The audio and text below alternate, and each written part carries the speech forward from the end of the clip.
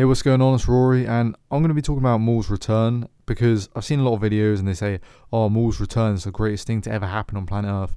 And they're alright, but I'm just going to kind of go into it a bit more in depth, talk about him in Clone Wars as well as the Phantom Menace and, go into a bit of Rebels because he did have a bit of involvement in Rebels and, Rebels ain't my favourite show. I really don't like Rebels. I already gave my problems with Rebels in the Ahsoka show, but some stuff with Maul in that show is actually not too bad, and I definitely do think the ending, is well. Anyway, I'm going to talk about that. I don't want to spoil anything for the video, but basically, I'm just going to go a bit more in depth with the topic of Maul returning. So if you do enjoy the video, subscribe and like, and yeah, hopefully you enjoy. Let's go. So let's talk about the precursor to Clone Wars, which of course is the Phantom Menace and Maul's character in that. So of course you have Maul, who's a complete and utter gangster, right, going against two Jedi, and of course Qui-Gon and Obi-Wan, they do alright and whatever. Obi-Wan gets a little lucky, Maul didn't really think he was going to jump up and whatever. It's not Maul's fault. Maul could have easily won that, let's be honest here, right? But when you see Maul fall down, right, and go in the pit, you think it's going to be the end and whatever. So basically the point of Maul in the Phantom Menace is just that he kind of is a tool for Palpatine. Palpatine, of course, kind of wants the Sith to have some sort of return, put a bit of fear into the Jedi. The Jedi thinking after the Phantom Menace going into Attack of the Clones, okay, we know the Sith are back, right? It's giving them kind of like a sense of fear. It's kind of what they did in many wars and stuff like that, using fear as a way to control the enemy. And it's a pretty smart move by Palpatine, I will admit. Palpatine is the master manipulator. He knows what he's doing, right? So it's giving that bit of fear, also creating a bit of that conflict within the galaxy.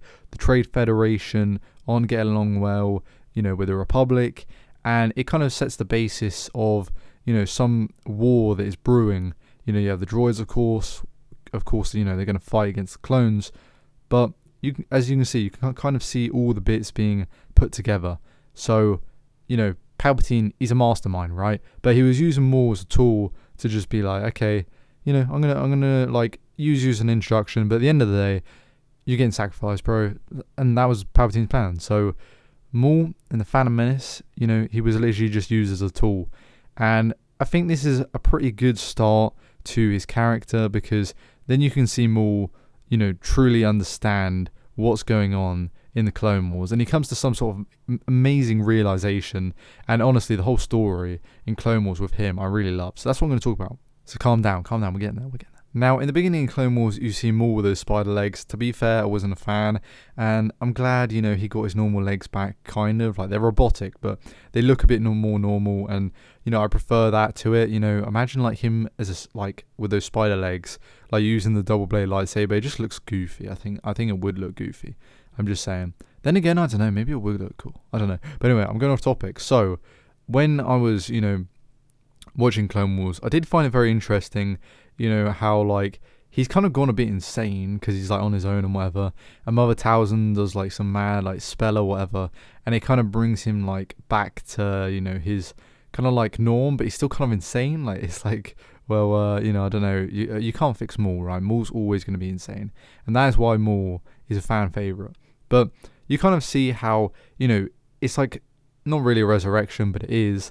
And his motivation, the reason why he's been able to live so long, is because he just hates Kenobi. Straight out, ever since he got chopped in half and he flew down that pit, he was looking at Kenobi going all the way down. He was like, that cheeky little... And he just wanted him dead, right? But what is interesting in Clone Wars is his whole kind of point of view with Kenobi, is he actually wants him to make, he wants to make Kenobi suffer, right, before he actually kills him off, which I think is more of a, I get it, he wants to, I guess the creators want Kenobi and Maul to have their rivalry continue for a bit longer, but it kind of makes sense. It's not like Maul just wants to straight out, kill him, Of course, Maul, kills Satine, and, Kenobi's like, oh no, and whatever. Then again, Maul was, of course, going to do that anyway, ever since you saw Kenobi and Satine. So, you kind of knew it was going to happen at one point, because it doesn't make sense for Kenobi to be with Satine throughout the rest of the, in the Clone Wars and whatever. So, he wants Kenobi to feel horrible before he kills him, and it makes sense and whatever. And I think honestly that motivation for Maul is suitable. I think it's a very good motivation, and even more in depth than some of the other characters that we even get. So I think that's pretty good. So you think that's kind of his main motivation for things, but then things start evolving and he starts like learning more throughout. And this is why I love his character arc so much. He turns from this, he hates Kenobi, and of course he's always going to hate Kenobi, right? Ever since that moment. But it does evolve. And, I think what I should talk about here right now is basically the story of how Maul consistently fails, right? Because every time when he wants to make Kenobi suffer, he does get wins. He does kill Satine, and he builds this kind of like idea that Kenobi is just gonna like suffer. But everything he tries, a lot of it just fails miserably. Even the creation of like the Shadow Collective, and when he tries to train his apprentice, and apprentice dies, Savage Press, and he tries to build an army. You can see in like season 7. With all those men trying to help him, and then he realizes, the army's gonna fail. He needs to cut it off, and he says unlucky to that guy on the other Mandalorian on the phone or whatever. I don't know, whatever it's called, right? And that guy gets straight out like flipping obliterated. So unlucky for him, but you can really see kind of how it kind of teaches the audience a lesson, I guess, to some degree. I don't know, maybe does that sound cringe? I don't know, but anyway, it kind of does teach a lesson to the audience that some people are just genuinely going to fail, right? They get unlucky. And Maul is just like straight out unlucky throughout pretty much every event that he's kind of been through. But I think that is what makes his character a lot more kind of like likable. It's kind of like a bit more relatable, and I think Maul failing in this way, but he also does kind of get wins here and there. I know, it's a very interesting character. Like, I'm not sure you have really many other characters that fail consistently. Maybe Jar Jar. Just Jar Jar becomes a clown, I think, in Legends. So, I guess that's pretty funny as well.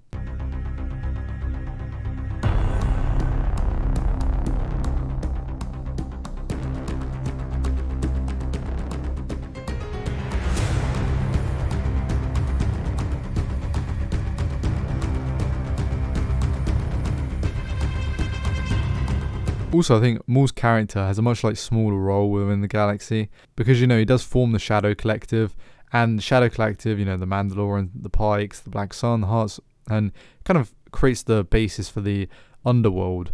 And I always thought this was so cool, and kind of seeing how they're all working together. They're gonna betray each other, right? That they're kind of scummy, and they're not gonna work together in the end. Of course, Pre Vizsla goes to fight Maul for the position of the leader of Mandalore, and that was a really cool scene and whatever.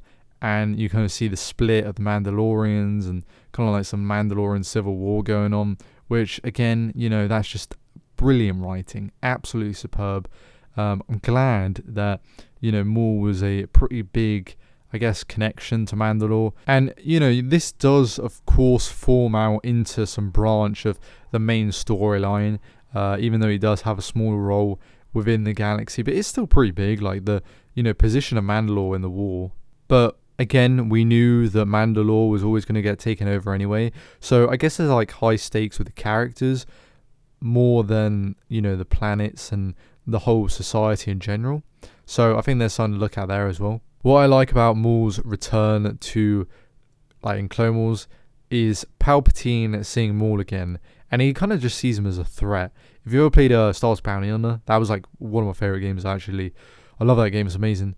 And you see Palpatine, he gets kind of worried that the Bandagora are getting pretty big now, and might ruin his plans. So it's kind of like Palpatine is trying to flipping stomp on all of these guys like an 80-80, right? To basically be the leader of the new world that's going to be coming up, right? So I like seeing Palpatine, kind of see him as a threat again, and then he fights him. Palpatine, Maul's never going to win that, right? Palpatine just obliterates everyone there, right? So it was pretty cool seeing Palpatine have a lightsaber fight as well. But yeah, he just obliterates all of them. And then you can kind of see Maul again. He thinks he's going to be the new apprentice to Palpatine again. with some, it's just some false hope really. And then of course he doesn't, and you can really see just he feels betrayed. Again, it's just him failing consistently, and it kind of not grasping the bigger scheme of things. And you see him in season 7, he realizes, okay, I was a tool, I admit it. He couldn't really get past it until he actually fought Palpatine. I left voluntarily. You were motivated to leave by the hypocrisy of the Jedi Council. We were both tools for greater powers. Now, what is the most interesting part of, Maul's whole timeline is him actually in Rebels, right? Because we see him in Rebels a bit, like Ezra and whatever, but, skip all that boring stuff. Let's talk about the main ending with him and Obi-Wan, because, I've seen some people say they're not too big a fan of the ending, maybe they wish that Maul continued on, but then again, I don't have a problem with Maul dying at a specific point in time. I don't really have an opinion on it. I thought him dying against Obi-Wan was quite a nice, poetic death. He kind of, there's no hatred from Obi-Wan to Maul. Maul's avenge us and whatever. Maul kind of had a difficult life, of course, right? He's just consistently failing. And, Obi-Wan understands this, and he kind of feels, I guess not sorry in a way, but he kind of understands him to some degree. And I think that was a very interesting, point that was put into Rebels. And I liked it. I thought it was very good. I don't really know where else you could kill Maul. I think Maul's ending definitely should have happened around Order 66 time, or, before A New Hope. Similar to how I think Ahsoka should have ended, because I think their characters are very similar. We saw that in season 7 as well. His character and Ahsoka's character, they are incredibly similar. You do see that Ahsoka, I think even, Maul says the line as well, where he's like, we're incredibly similar, both left, drift by our different orders. And so I thought, maybe Ahsoka probably should have died around Order 66 time, and then Maul should have as well. So probably around the same time I think it should have happened. But either way, I think Obi-Wan should have been the one to end Maul. I think it just makes sense. I don't really think any other character really could have, for there to be it brilliantly written and a good way for Maul to end, because his ultimate goal again is just to have revenge against Kenobi. So, my whole thoughts on, was it the right decision for Maul to come back?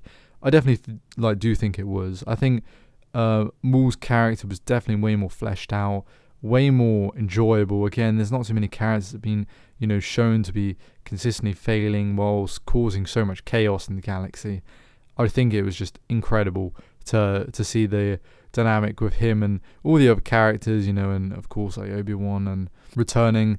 And it was pretty interesting to see as well. He wanted to kill Anakin to deprive Palpatine of his finest pupil. I thought it was so cool, and kind of a bit of a revenge from him being, in a fight against Palpatine, because he knew, Palpatine was seeing him as a threat. So, I think it was definitely the correct decision. And tell me your thoughts. I know this is a long, kind of explained out video, but it was enjoyable. I thought it was a good topic to talk about. Many other topics to come as well. I've got a few more videos I'm planning.